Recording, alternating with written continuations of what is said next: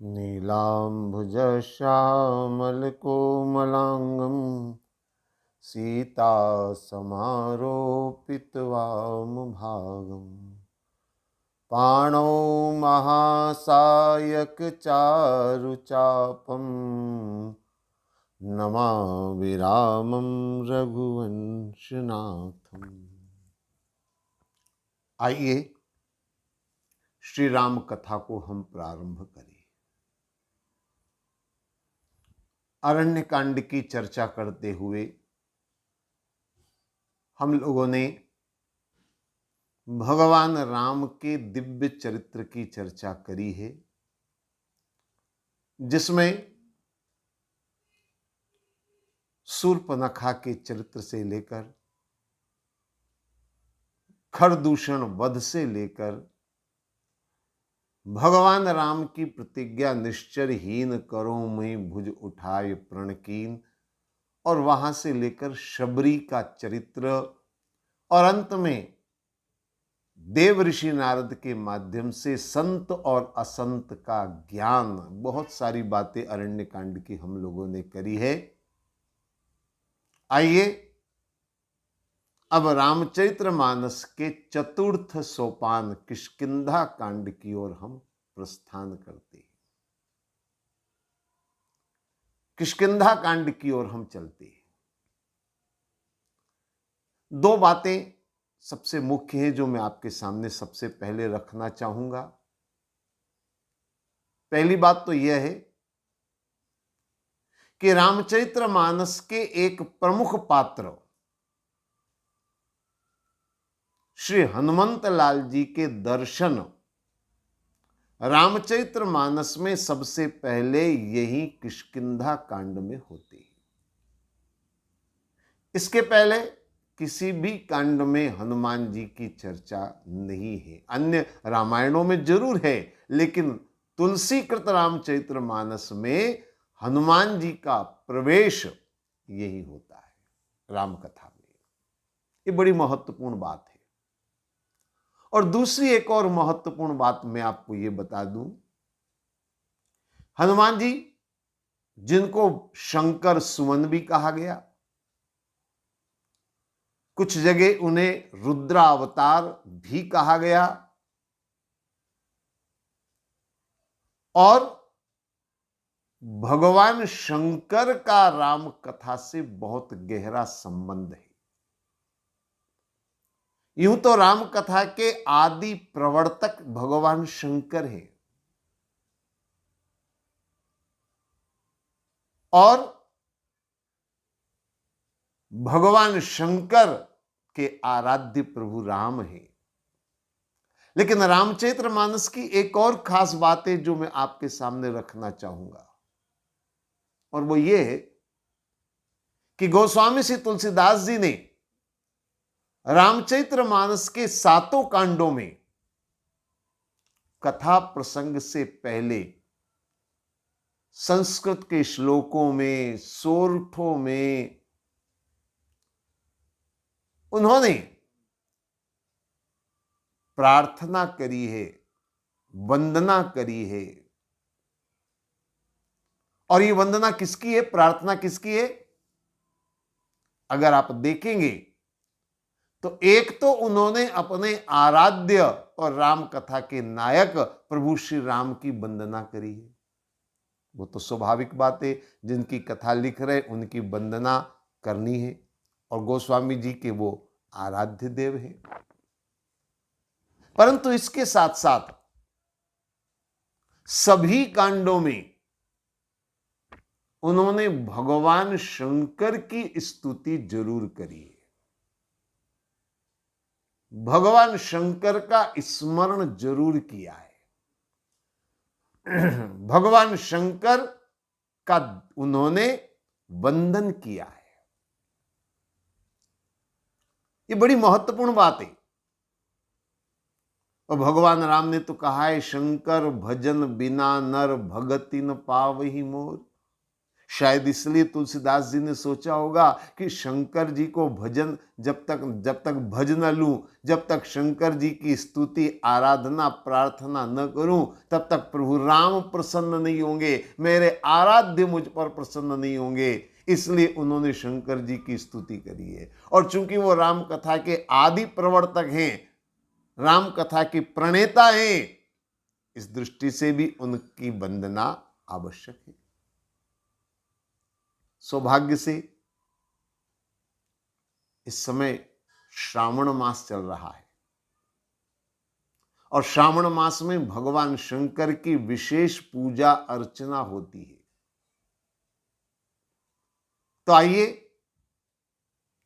इस श्रावण मास को ध्यान में रखते हुए और रामचरित्र मानस के सभी कांडों में भगवान शंकर की स्तुतियां क्यों है और क्या है,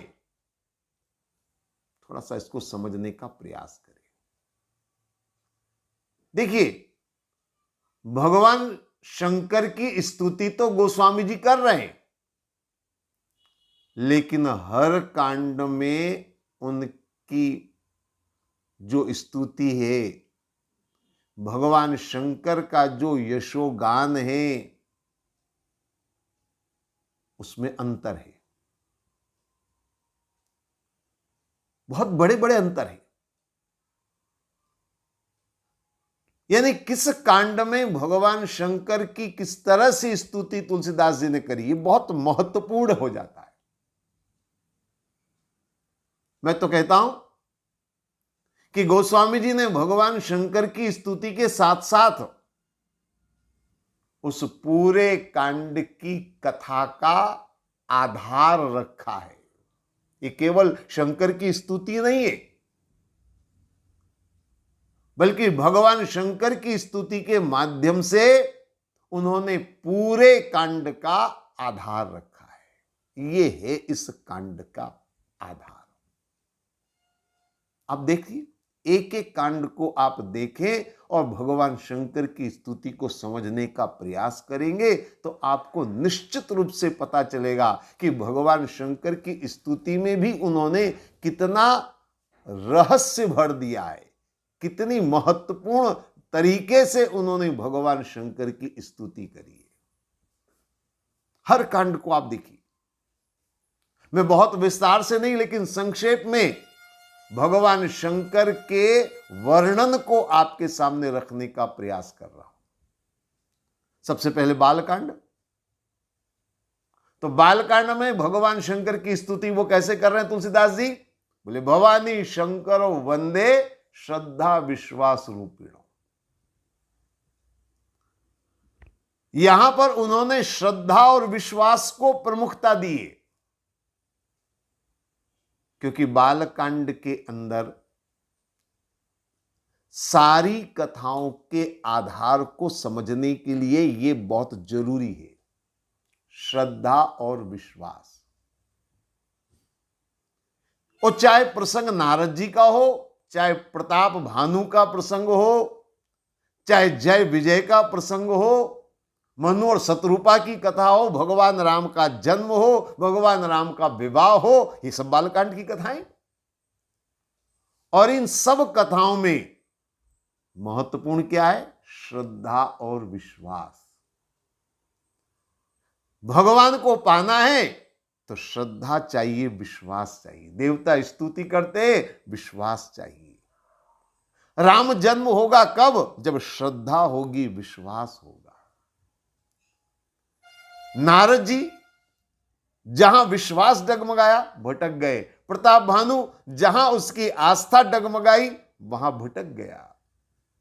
जय और विजय जहां उनकी श्रद्धा डगमगाई भटक गए। ये पूरी बालकांड की कथा को अगर आप देखेंगे तो आपको मूल मंत्र समझ में आएगा। क्या है? बोले, भवानी शंकरो वंदे श्रद्धा विश्वास रूपिणो। श्रद्धा और विश्वास अगर है तो राम जन्म भी होगा और राम जानकी विवाह यानी भगवान का मिलन सीता रूपी भक्ति से होगा। भक्ति और भगवान का मिलन होगा अगर श्रद्धा और विश्वास है तो। अगर श्रद्धा और विश्वास नहीं है तो सती का देह त्याग भी इसी बालकांड में वर्णित किया गया। जहां विश्वास में कमी होगी, जहां श्रद्धा में कमी होगी, वहां सती का देह त्याग होगा। तो ये संपूर्ण बालक कांड इस कथा पर आधारित है, इस भगवान शंकर के जो प्रार्थना स्तुति है उसके ऊपर आधारित है। अब आप देखिए आगे बढ़े, मैं थोड़ा थोड़ा सा वर्णन करूंगा, सभी कांडों को आप समझने का प्रयास करें, उसमें भगवान शंकर की स्तुति क्या है उसको समझने का प्रयास करें। अयोध्या कांड में चलिए। अयोध्या कांड में भगवान शंकर की स्तुति का सुर और स्वरूप बदल गया। अयोध्या कांड में कैसे? वो कहते भाले बाल विदुर गलेच गरलम, यानी भगवान शंकर को किस रूप में याद किया? जिन्होंने जहर को कंठ में धारण कर लिया, उस रूप को याद किया गया। क्यों याद किया इस रूप को? क्योंकि अयोध्या कांड में जहर पीना ही है। राम का वनवास जहर पीने से कम नहीं है। महाराज दशरथ का मरण वो भी जहर की तरह से है। कैकेयी का प्रसंग, मंथरा का प्रसंग, ये सारे जहर हैं, और जो इसको पी लेगा वही आगे बढ़ पाएगा। राम के राजा बनने की बजाय भरत को राजगद्दी दी गई, भरत ने राजगद्दी स्वीकार नहीं करी। तो ये पूरी कथा जो है अगर आप समझेंगे तो इसमें मूल भाव आएगा कि हमें किस तरह जहर, जहर का मतलब समझ रहे? जहर माने कड़वाहट, जहर माने कटुता। जिसने कटुता का पान कर लिया वो राम बन जाएगा, और जिसने कटुता को उगल कर बाहर निकाला वो मंथरा बन जाएगा। वो कैकेयी का रूप ले लेगा, वो निंदनीय होगा, उसका चरित्र निंदनीय होगा। इसलिए अयोध्या कांड की पूरी कथा भगवान शंकर की इस स्तुति पर आधारित है। इस स्तुति को समझ लेंगे, अयोध्या कांड की भावना समझ में आ जाएगी। प्रत्येक कांड के प्रारंभ को अगर आपने भगवान शंकर की स्तुति को समझा तो शायद आपको समझ में आ जाएगा कि इस कांड का आधार क्या है। चलिए तीसरे अरण्य कांड की बात करें। अरण्य कांड में स्तुति का अलग हो गया रूप। अरण्य कांड में भगवान शंकर की स्तुति में क्या कहा तुलसीदास जी ने? बोले वैराग्याम्बुज भास्करम। पहली बात तो उन्होंने कहा वैराग्य के रूप हैं भगवान शंकर। यहां वैराग्य को याद किया गया क्योंकि अब भगवान अरण्य में जा रहे। अरण्य माने आप समझ रहे, जंगल की ओर, और जंगल में जाना वैराग्य का मूल स्वरूप माना गया है, वैराग्य का प्रतीक माना गया है। एक और बात उन्होंने भगवान शंकर की स्तुति में कही, वो कहते मोहाम्भोधर पूग पाटन विघ्नो स्वसंभवम शंकरम। मोह का नाश करने वाले, कितने अद्भुत तरीके से उन्होंने स्तुति में बात बताई। मोह का नाश, क्योंकि वैराग्य का मतलब यही है कि मोह का नाश हो। अगर मोह भीतर रह गया तो वैराग्य पूर्ण नहीं होगा, वैराग्य केवल आडंबर होगा, दिखावा होगा। इसलिए मोह का नाश होना चाहिए। भगवान राम चित्रकूट में निवास कर रहे थे, और ऐसा ग्रंथकारों का मानना है कि 14 वर्षों में से 12 वर्ष व्यतीत किए। फिर अचानक चित्रकूट क्यों छोड़ना पड़ा भगवान राम को?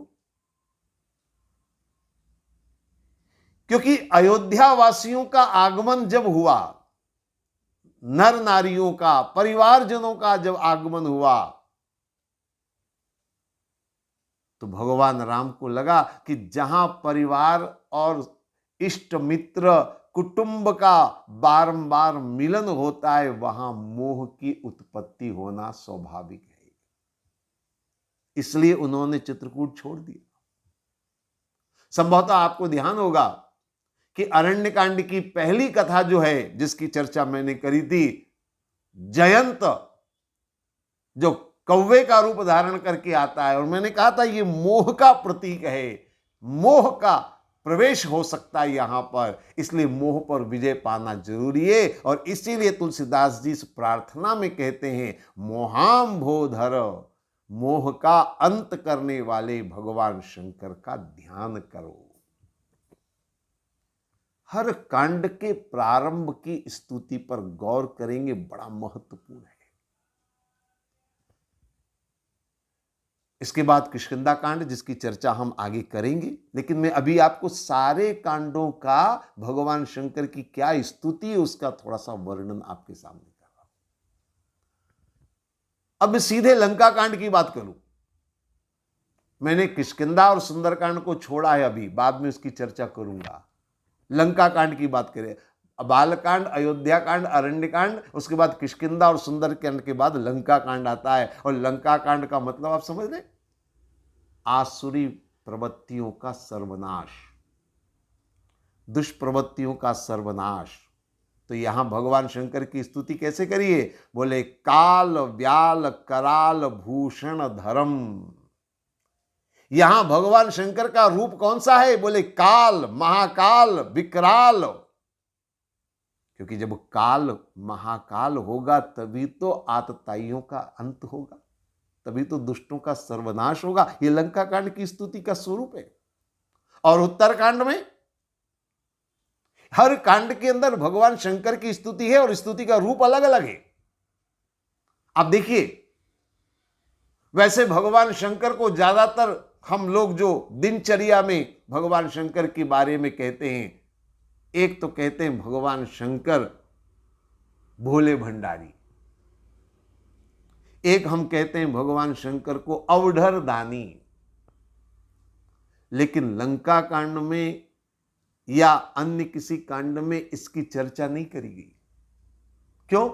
अरे जब संहार करना है तो अवढर दानी बन जाओगे तो कैसे संहार करोगे?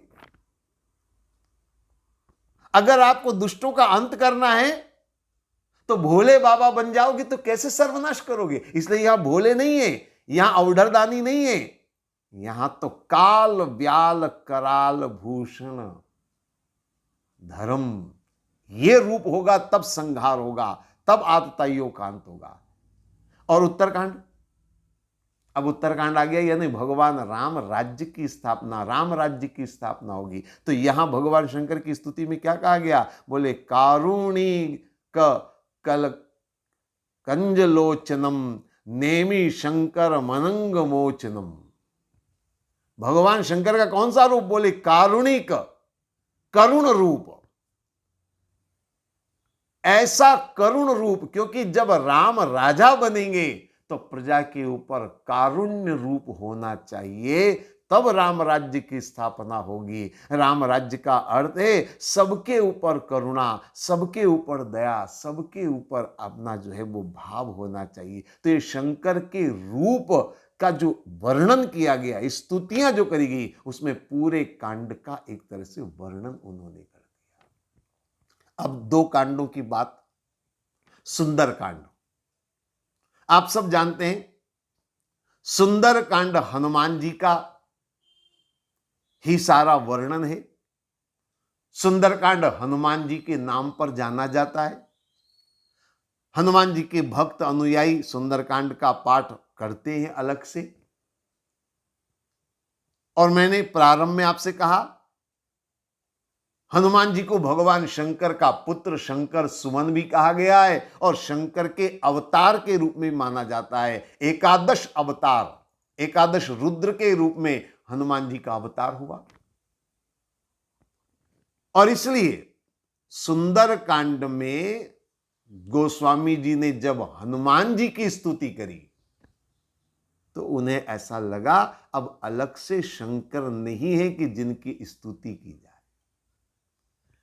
हनुमान जी शंकर स्वरूप है और इसलिए उन्होंने केवल हनुमान जी की स्तुति करी है। आप सब जानते होंगे, अतुलित बलधामम स्वर्ण शैलाभ देहम धनुजवन कृशानम ज्ञानी नाम अग्रगण्यम सकल गुण निधानम वानराणाम अधीशम रघुपति प्रिय भक्तम बात जातम नमामि। हनुमान जी की स्तुति करिए, क्योंकि हनुमान जी और शिव अलग अलग नहीं है, एक ही रूप है, और इसलिए उन्होंने हनुमान जी की स्तुति करी। अब आ जाते हैं किष्किंधा कांड के ऊपर, क्योंकि हमारी चर्चा किष्किंधा कांड की है। मूल रूप से हमें किष्किंधा कांड की ही चर्चा करनी है, और इसलिए मैं किष्किंधा कांड के बारे में कुछ बातें आपके सामने रखना चाहूंगा। किष्किंधा कांड में संस्कृत के श्लोकों के बाद सोरठे का जब वर्णन आता है तो उसमें वो कहते हैं, मुक्ति जन्म मही जानी ज्ञान खानि अगहानि कर, जहां बस शंभु भवानी सो काशी से कसनो। और इसके अलावा भगवान शंकर की स्तुति के साथ साथ उन्होंने काशी का भी वर्णन किया, जहां भगवान शंकर का निवास माना गया है,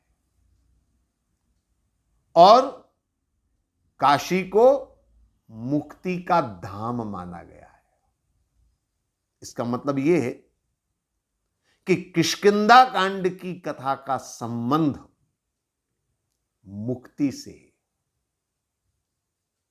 यह बड़ी महत्वपूर्ण किष्किंधा कांड की कथा है, क्योंकि किष्किंधा कांड का जो आज कथानक है उस पर अगर आप गौर करें, बाली का चरित्र है किष्किंधा कांड में, सुग्रीव से भगवान राम का मिलन है किष्किंधा कांड में, हनुमान जी से तो भगवान राम का मिलन है ही किष्किंधा कांड में। तो ये जो कथा है किष्किंधा कांड की, ज्ञान खानि अगहानि करो, ज्ञान की खान है। हनुमान जी का मिलन भी, ज्ञानी नामक ग्रगण्यम हनुमान जी, उनका मिलन तो ज्ञान की सबसे पहली बात। दूसरी बात, भगवान राम ने सुग्रीव से मित्रता करी, इसमें भी गूढ़ ज्ञान है। आगे समय समय पर हम इसकी चर्चा करते रहेंगे। और उन्होंने काशी का वर्णन भी किया। सप्तपुरियों में एक काशी का नाम भी आता है, अयोध्या मथुरा माया काशी कांची अवंतिका पुरी द्वारावती गया, सप्तपुरियश्च मोक्षदा। 7 पुरियों को मोक्षदायिनी माना है, मुक्तिदायिनी माना है, और इसलिए यहां पर काशी का वर्णन गोस्वामी जी ने किया है। तो यहां जो वर्णन है किष्किंधा कांड में, मैं इसलिए किष्किंधा कांड के प्रारंभ को बहुत महत्वपूर्ण मानता हूं, क्योंकि इसमें ज्ञान है, इसमें ध्यान है, इसमें मुक्ति है। ये बड़ा महत्वपूर्ण प्रसंग है किष्किंधा कांड का। भगवान शंकर का वर्णन यहां जो किया गया, कौन सा वर्णन किया गया? जो मुक्ति का स्वरूप है।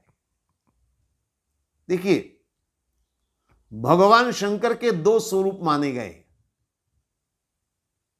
एक भगवान शंकर का स्वरूप जिसकी हर मंदिर में स्थापना और पूजा होती है। आप लोग श्रावण मास है, अभी शंकर जी का अभिषेक करते हैं, शिवलिंग के रूप में भगवान शंकर की पूजा होती है। तो एक तो भगवान का रूप है शिवलिंग का, और दूसरा भगवान शंकर का स्वरूप जिसमें मस्तक पर गंगा है, चंद्रमा है, हाथ में त्रिशूल है, डमरू है, गले में सर्पों की माला है। यह भगवान शंकर का स्वरूप है। तो भगवान शंकर के ये 2 रूप हैं, 2 स्वरूप हैं। और ये 2 रूप और 2 स्वरूप क्यों हैं?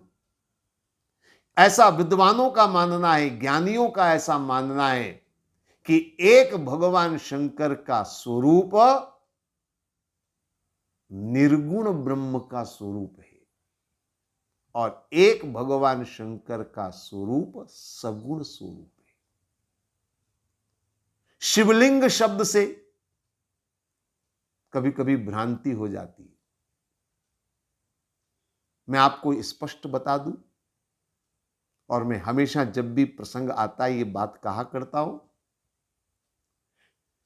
शिवलिंग शब्द से भ्रांति होती है, पर मैं आपको बता दूं ये कोई शरीर के अंग का वर्णन नहीं है। शिवलिंग क्या है, शिवलिंग का स्वरूप कैसा है और इस स्वरूप के पीछे क्या सिद्धांत है, थोड़ी सी बात मैं आपको बता दूं। देखिए, चिकित्सकों ने शरीर का चीर-फाड़ किया, हर अंग को उन्होंने देखा है, ऑपरेशन किया है, काट छांट करी है, पूरे शरीर का उन्होंने विश्लेषण किया है। लेकिन मजे की बात यह है कि उनको पूरे शरीर में कहीं भी आत्मा नजर नहीं आई। हिंदू दर्शन आत्मा की बात करता है कि आत्मा है तब तक जीवन है, वरना जीवन नहीं है। ये आत्मा है क्या, इसको समझ नहीं पाए, इसको पकड़ नहीं पाए, इसको जांच नहीं कर पाए। सारे वैज्ञानिक थक गए। ऐसा वैज्ञानिकों ने बहुत प्रयास किया। ऑक्सफोर्ड यूनिवर्सिटी में बहुत वर्ष पहले एक प्रयोग भी किया उन्होंने। एक मरणासन्न व्यक्ति को कांच के संदूक में बंद कर दिया, लिटा दिया उसको, अब मरने वाला है, अब बचने की कोई उम्मीद नहीं है, इसलिए उसको कांच के संदूक में बंद कर दिया। चारों तरफ बड़े हाई फ्रीक्वेंसी के कैमरे लगा दिए, क्योंकि हिंदू दर्शन कहता है जब आदमी मर जाता है तो आत्मा चली जाती है। तो कहां चली के जाती है और कैसी होती है आत्मा? तो चारों तरफ कैमरे लगा दिए ताकि उस आत्मा का फोटो लिया जा सके, और अगर जाएगी तो कैसे जाएगी? कांच के पेटी में, कांच के संदूक में बंद कर दिया उस आदमी को। लेकिन आपको आश्चर्य होगा, जैसे ही वो आदमी मरा उसी क्षण वो कांच का संदूक फूट गया, जिससे ये प्रमाणित हो गया कि कुछ ना कुछ तो अंदर से बाहर गया है। जगह नहीं थी, इसलिए उसने शीशा तोड़ दिया, कांच को फोड़ दिया। लेकिन किसी कैमरे में कोई आकृति नहीं आई। लेकिन वैज्ञानिकों ने चाहे आत्मा के स्वरूप को न जाना हो, लेकिन हमारे ऋषि मुनियों ने ध्यान, साधना, तपस्या के अंदर आत्म स्वरूप को जाना है। और वो आत्म स्वरूप कैसा है? ज्योतिर्मय स्वरूप, ऐसा ऋषियों ने अनुभव किया। ज्योतिर्मय। अब ज्योतिर्मय स्वरूप क्या है? आप किसी भी दिए को, मोमबत्ती को जलाइए, एक धुंधला कांच सामने रख लीजिए बीच में, उसमें प्रकाश का जो आकार बनेगा उसको जरा ध्यान समझना। वही आकार है भगवान शिव के लिंग का, अर्थात शिवलिंग आत्मस्वरूप है। और ये जो आत्मस्वरूप शिवलिंग है, ये निर्गुण निराकार ब्रह्म का स्वरूप है। क्योंकि वेदांत कहता है अहम ब्रह्मास्मि, मैं स्वयं ब्रह्म हूं, आत्मा ही परमात्मा है। तो ये जो शिवलिंग का स्वरूप है, ये निर्गुण की व्याख्या है, निर्गुण का चरित्र है, निर्गुण का वर्णन है। पर साथ में इस यहां प्रार्थना में जहां बस शंभु भवानी, भगवान शंकर पार्वती के साथ निवास करते हैं, तो शंकर पार्वती के साथ अगर निवास कर रहे हैं तो ये शंकर का निर्गुण नहीं बल्कि सगुण रूप है, जिसमें अपनी अर्धांगिनी के साथ है, जिसमें उनके मस्तक पर चंद्रमा सुशोभित हो रहा है, त्रिशूल और डमरू हाथ में है, मृगचर्म पहने हुए हैं, बागंबर पहने हुए हैं, गंगा मस्तक से प्रवाहित हो रही, सगुण स्वरूप है। तो भगवान शंकर के दो रूपों में पूजा होती है। हमारे यहां दो ही तरह की मान्यताएं, एक सगुण ब्रह्म और एक निर्गुण ब्रह्म की। भगवान शंकर का सगुण ब्रह्म स्वरूप और निर्गुण ब्रह्म स्वरूप दोनों दिखाई देता है। और याद रखिए, मुक्ति का मार्ग सगुण से भी है, निर्गुण से भी। मुक्ति जन्म मही जानी, ज्ञान खानी अगहानी कर। ये जो ज्ञान है ना, ये ज्ञान निर्गुण की मार्ग की बात कर रहा है। आद्य गुरु शंकराचार्य कहते हैं, ज्ञान विहीने सर्वमते न मुक्ति न भवती जन्म शते न। बिना ज्ञान के मुक्ति संभव नहीं है। तो ये जो ज्ञान का मार्ग है, ये मुक्ति का मार्ग है। और जहां बस शंभु भवानी सो काशी, ये जो नगरी है, देखिए नगरी स्थूल है, सूक्ष्म नहीं है। और स्थूल अगर नगर है तो ये सगुण रूप वाली बात है, सगुण साकार की बात है। जहां काशी में आदमी का जीवन हो, वो मुक्ति को पा जाता है। तो मुक्ति तो ज्ञान मार्ग से भी मिलती है, भक्ति मार्ग से भी मिलती है। मुक्ति के मार्ग पर चलने की आवश्यकता है, चाहे वो ज्ञान मार्ग हो, चाहे भक्ति मार्ग हो। भगवान शंकर की इस स्तुति के अंदर बड़े अद्भुत ढंग से वर्णन किया गया। तो मैं आपसे निवेदन ये करूंगा कि गोस्वामी जी की प्रत्येक बात को समझने की आवश्यकता है। आज श्रावण मास चल रहा है, इसलिए भगवान शंकर को लेकर के कुछ बातें मैंने आपके सामने रखी हैं। किष्किंधा कांड की कथा अगले भाग से हम आगे बढ़ाएंगे। आज इतना ही। ओम सर्वे भवन्तु सुखिनः, सर्वे सन्तु निरामया, सर्वे भद्राणि पश्यन्तु, मां कश्चित् दुःख भाग् भवेत्। ओम शांति शांति शांति।